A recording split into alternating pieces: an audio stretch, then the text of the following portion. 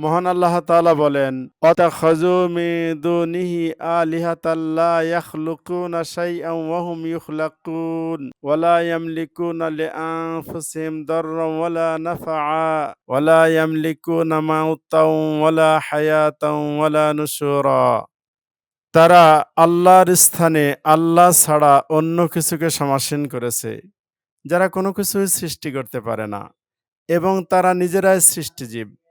তারা ক্ষমতা রাখে না নিজেদের কোনো উপকার বা অপকার করতে, আর না ক্ষমতা রাখে মৃত্যু বা জীবন দিতে অথবা পুনরুত্থান করতে।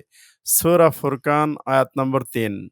অকারণে মানুষ তাদেরকে প্রচণ্ড ক্ষমতাধর মনে করে কিছু পাওয়ার আশায় তাদের কাছে যায়। এরূপ মনোবাসনা শিরকের অন্তর্ভুক্ত। পীরের দরবারে যে নানা অপকর্মে তারা লিপ্ত হয়।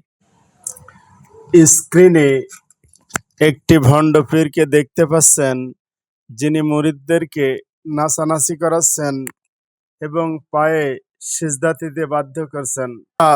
ইসলাম থেকে দূরে সরে তারা মুশরিক হয়ে গেছে। তারা কিভাবে অন্যকে পথ দেখাবে?